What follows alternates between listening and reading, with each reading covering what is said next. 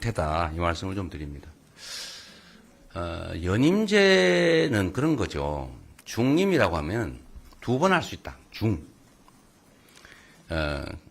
그러니까 소위 퐁당퐁당이 가능하다. 퐁당풍이 가능하다. 그런 얘기입니다. 그러니까 대통령이 됐는데 떨어졌어요. 그 다음에 언젠가 한 번은 나올 수 있다. 이게 중임제죠. 그러면 우리가 중임제를 하자고 하는 이유는 일종의 중간평가 같은 걸 도입해서 8년간의 국정의 안정성을 보장하되 중간에 평가를 해서 안 되면 이제 그만두고 다른 사람으로 대체한다 이런 의미인데 나중에 다시 하면 거의 국정의 안정성과 아무 관계없이 그냥 두 번 하게 한다 이런 의미밖에 없지 않습니까? 그런 문제가 있어서 학계에서 이건 중임이 아니라 연임만 하게 해야 된다. 이어서 한 번 더 하는 것만 하게 하고 나중에 떨어진다 다시 하는 건 허용하면 안 된다 그 얘기예요. 근데 이거를 누구나 다 알아들을 수 있는 얘기인데 이걸 그럼 연임 그러니까 이어서 계속 한다는 거냐 그런 해괴한 소리를 하지 않습니까? 이게 언어라고 하는 걸 그냥 언어는 그런 거죠. 우리 구성원들의 약속인데 그냥 그 언어의 의미대로 받아들여주면 되죠. 그걸 왜곡해가지고 다른 의미를 부여해서 쪼가리를 내서 이렇게 공격을 하고 이러면 이거는 정치가 아니라 그냥 지금 국민의힘이 하는 것처럼 싸우는 거죠. 상대를 부정하고 제거하고 상대의 말을 왜곡하고 조작하고 이런 생각이 극단적으로 발현된 게 바로 계엄이죠. 말하다가 안 되니까 아예 제거해버리려고 한 거 아닙니까? 내가 100%다 갖겠다. 상대의 몫은 없다. 상대는 완전히 부정한다. 제거한다. 이 생각을 결국은 한 끝에 비상계엄이라고 하는 친위 쿠데타를 하게 된 겁니다. 이 생각 정말 바꿔야 돼요. 그냥 언어는 언어대로 받아들여줘야 됩니다. 선의로. 있는 대로 객관적으로. 연임. 이어서 두 번 할 수 있다. 그런 거죠. 근데 두 번 하려고 연임 그러니까 그럼 세 번, 네 번 이어서 계속 할 수 있다는 거냐? 또 이렇게 곡해를 할 것 같아서 이건 두 번이다. 영 의심스러우면 개헌은 제 혼자 만든 대로 할 수 있는 게 아니죠. 국민적 합의가 필요하고 걱정이 되면 1회에 하나에 연임할 수 있다. 이렇게 쓰면 되잖아요.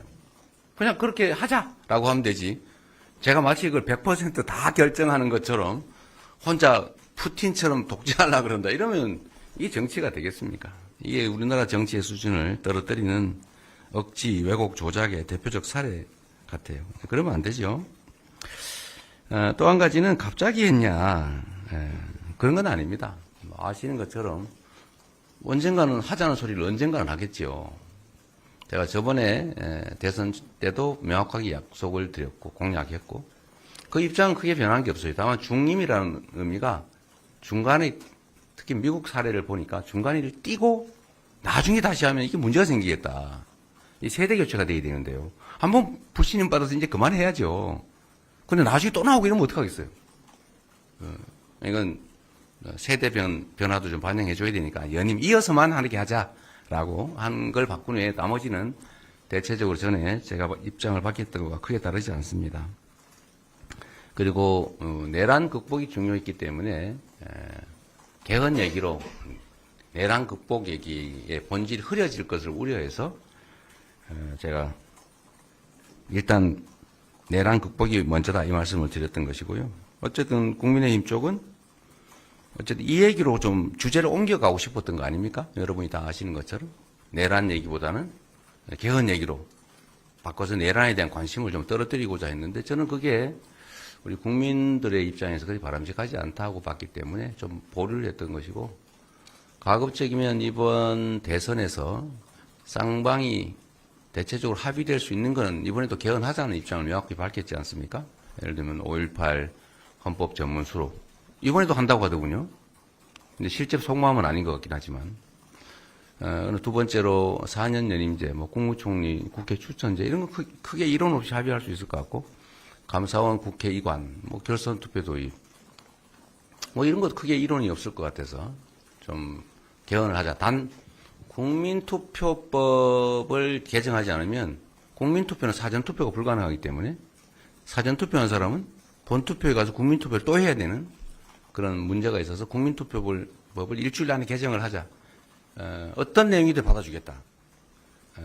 사전투표가 허용되는 방식으로 개정하는 나머지는 당시 여당 국민의힘의 모든 조건을 다 받아주라고 제가 우리 원내에 다 지시도 했는데 아무 반응이 없어서 결국 국민투표부 개정을 못하게 됐고 그러면 이번에 실제로 개헌 투표는 현실적으로 불가능해서 더 이상 진척이 안 됐던 겁니다. 그리고 계속 얘기가 되지만 제가 말씀드렸던 것처럼 그 다음 가능한 대안은 대선 후보가 모두 개헌안을 공약하고 그 공약을 당선되는 사람이 국민이 인정해 준 거니까 그에 맞추어서 개헌하자라고 제안했기 때문에 공약의 일환으로 좀 늦긴 했지만 이렇게 발표하게 됐다는 말씀을 드립니다. 재임 중 대통령은 적용이 없다. 헌법에 그렇게 써져 있잖아요. 그 써져 있는 대로 읽으면 되죠. 그게 예를 들면 이론적으로는 그런 논란이 있기는 한 것 같아요. 헌법을 개정하면 그 조항조차도 국민이 바꾼다는 뜻이기 때문에 그게 그 개정 당시에 국민의 뜻이라면 그 개정된 헌법에 따르는 게 국민 주권주의에 더 맞다. 그건 왜냐하면 과거의 국민들이 현재 국민들의 의사를 제약하는 측면이 있는데 국민의 의사는 현재 국민들의 의사여야 하는 거죠.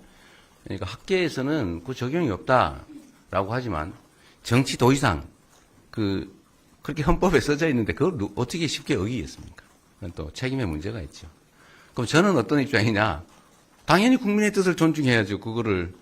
그러나 저는 이 개헌 당시에 대통령이 헌법 개정을 해서 그 개정된 헌법에 따라서 추가의 어떤 혜택을 받겠다는 걸 우리 국민들이 쉽게 용인하지 않을 거라고 봅니다.